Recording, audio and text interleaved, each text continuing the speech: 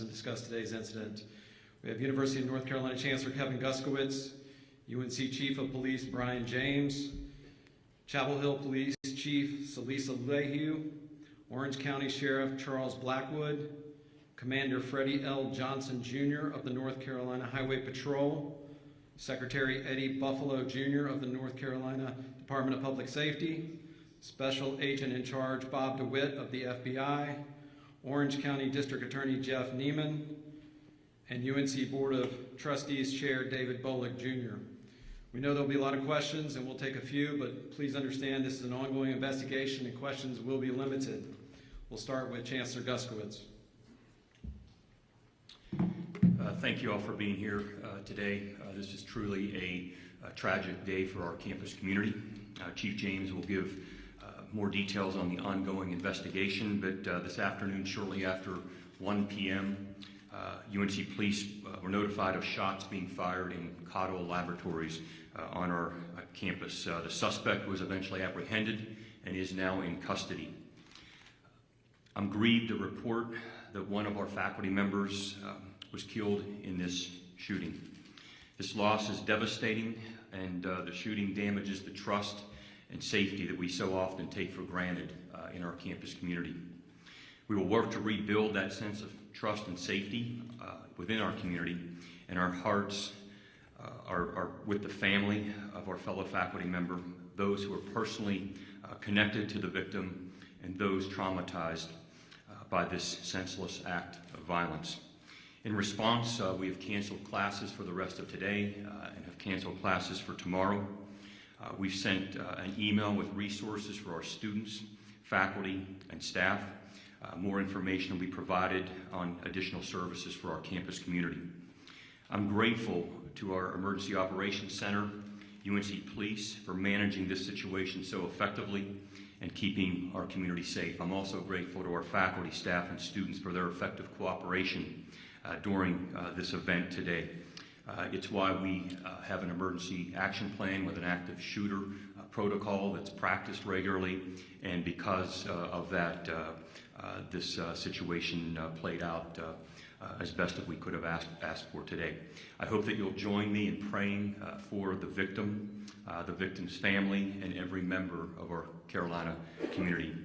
And I encourage our community to come together during this difficult time. I'm now going to turn it over to Chief James to give you additional details on what happened today and his department's impressive response in keeping the rest of our campus safe. And I also want to thank the other law enforcement agencies, many of whom are here today, for the role that they played in keeping our community safe. Thank you.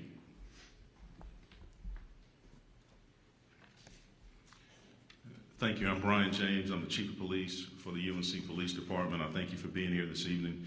And thank you, Chancellor Guskiewicz. I also want to offer my sympathy to the victim in this incident and express my empathy to the entire UNC and Chapel Hill community. I'm very sorry to be standing before you today in these circumstances. It's a day we train for, but we hope it never comes. I know there will be a lot of questions as we try to answer as many as possible, but please understand this is an ongoing investigation, and there are many questions that we will not have the answers to at this time.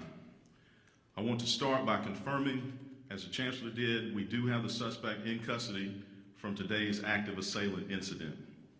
At this time, we are not releasing the name of the suspect, as formal charges have not yet been filed. We are committed to conducting a thorough investigation, and we will provide as many updates throughout the process as we can. The FBI is providing assistance with multiple resources, including victim assistance and the evidence response team. The Cottle Lab, which is the location of the incident, will be closed until further notice as evidence is being processed. We want to ensure that we gather every piece of evidence to determine exactly what happened here today and why it happened. It is too early in this investigation to know a motive for the shooting. We will be working with all the law enforcement agencies you see represented here to uncover every fact available.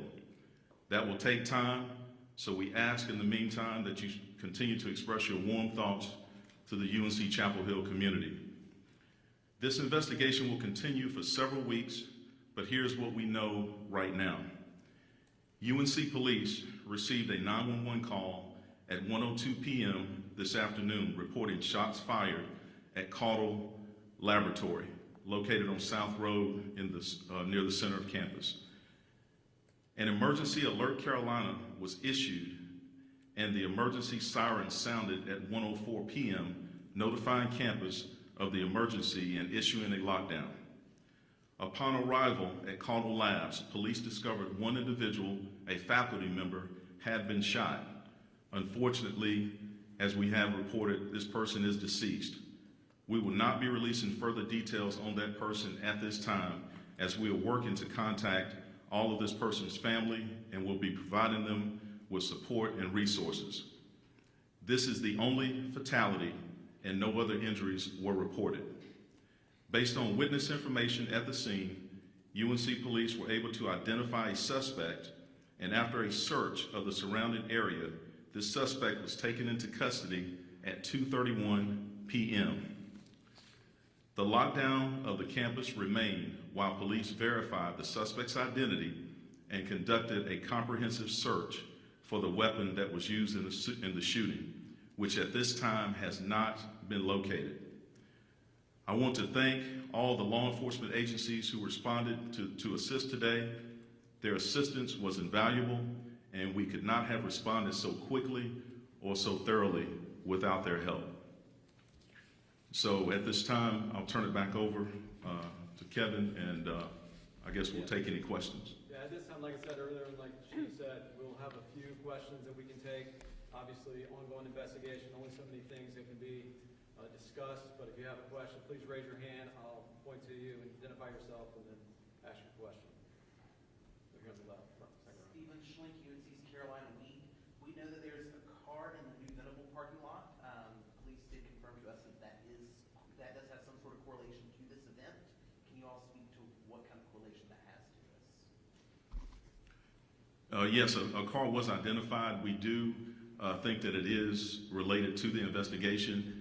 As we said, we are still in the process of collecting evidence and conducting interviews, so I'm really not prepared at this time to say exactly what the connection is, but we do have that car identified as a piece of possible evidence. Yes, sir. Front row here. Mike. Yeah, so we heard from talking to students that they had some confusion during the day because between the time that you said the suspect was apprehended and the time that the all clear went out, that was about 2 hours, and students were being evacuated from some buildings before then, and said that they weren't really sure what to do next. Can you speak to the communication during this process and why that all clear took so long? Yes, so once the suspect was identified and apprehended, we still had to ensure that this was the correct person. So there was an identification process. We did not want to put that information out at that time because we weren't sure. Also, we were receiving a number of calls around campus about possibly having other victims. There were a couple of other calls about possible gunshots. So we had to ensure that the entire campus was safe. So we had a number of officers that were on the ground doing an entire sweep of that area, also searching all the adjacent buildings. So we wanted to be sure that that the campus was in fact all clear before we issued that. So that's why there was the lapse in time. We just wanted to be sure that we had that person in custody and it was the correct person. Okay, back row.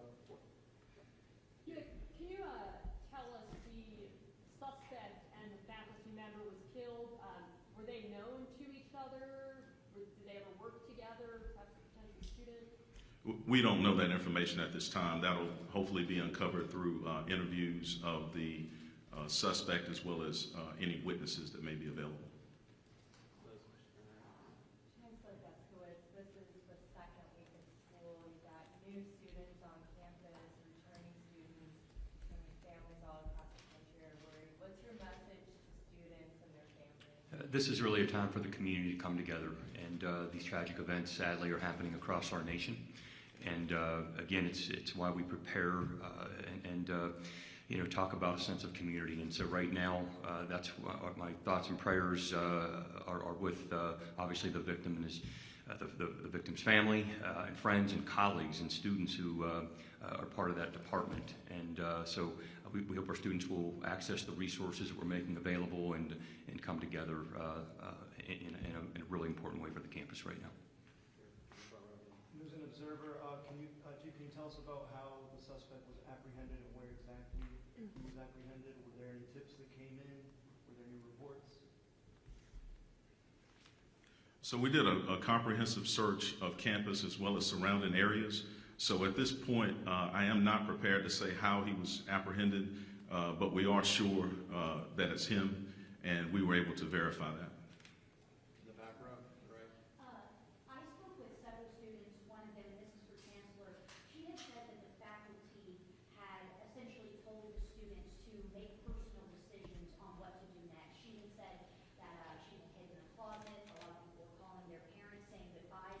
I know you had mentioned that there is an active shooter kind of protocol put in place, but it seems that some of that maybe got lost in confusion today. And I know this is a scary kind of incident, but what is that protocol? And again, they were told that they needed to make a personal decision. Again, I'm very pleased with how the protocol was carried out today. I had a chance to go over, along with the provost and others, to talk with the faculty who were there in the building at the time of the shooting and some of the students, and they're certainly traumatized, but I want to commend those who were in the building, ensuring that they were doing everything possible to ensure the safety of those students and faculty and staff that were in the building. And so, again, even the best laid plans, as you know, and protocols, sometimes they don't play out as you'd like to, but I'm very pleased with what we know at this point. We'll have an opportunity to review that, learn from the investigation and questions that are being asked, and certainly put improvements to that if need be. So. Back left. Yes, how helpful is it to have the suspect alive? Well, we certainly want an opportunity to interview the suspect if that's possible. And to actually have the suspect in custody, it gives us an opportunity to figure out the why and even the how, and also helps us to uncover a motive and really just why this happened today. Why today? Why at all? And we want to learn from this incident, and we will certainly work to do our best to ensure that this never happens again on the UNC campus. And I think that that information that we could glean from the suspect is very important as we move forward. Oh, okay. You said you're looking for a weapon. Is it a firearm? Do you know what type of firearm? Is it too early to tell if the suspect has legally obtained a firearm? We are looking for a firearm. It is too early to determine if the firearm was legally obtained, and not prepared at this time to say exactly what kind of weapon it was. Back row, middle. There were reports earlier this afternoon about possibly some other suspect being taken into custody. Was that an error? And can you kind of talk about what happened there? Yes, so there was another person that was detained, and we determined very quickly that that was not, in fact, the suspect. Here in the second row. Hi, can you tell me what criteria led to that arrest and then let go of that first initial suspect and why that mistake was made, or how, if you have any insight on that? That was based on just the description that we were given of the suspect and that person being in close proximity of the incident. Third row, Mike. I know you said you guys are looking to speak to the suspect to try to ascertain the motive, but is there anything that you can share at this time as to, what might have led to this? We really don't know until we speak with the suspect. That's my best answer I can give you now. We really do want to know the why in this case and what led to it. All right, this certainly won't be the last update we have, so we'll only take a few more questions over here on the left. Folks, we have some students right here in the front row who live through this. Thousands out there who want to hear from you today. What can you tell them directly? Tell the student body. First of all, I'm sorry because I know so many of you are feeling uncertain about your safety right now. And again, we have very good protocols in place. There's nothing more important on our campus than the safety and well-being of our community members, and certainly our nearly 30,000 students are at the top of that list alongside our faculty and staff. So we're here for you. I'm pleading with you to use any of the resources that you may need, and we'll come together as a community to ensure your safety and the safety of anyone who visits our campus here in Chapel Hill. All right, we'll take our last two here.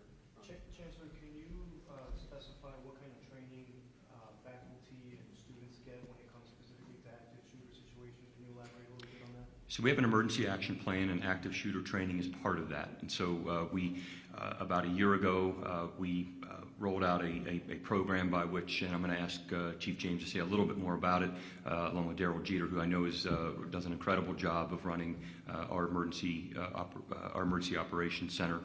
And there are specific guidelines provided to faculty for the specific classrooms and laboratories in terms of how to go about doing this. Now, it's every classroom, every laboratory, every auditorium is slightly different in terms of how you would lock down a facility, but we're doing the very best that we can. And again, I'm proud of the fact that our Emergency Operations Center took this very seriously, learning from some of the tragedies that have happened on other campuses, and we all have to learn from one another.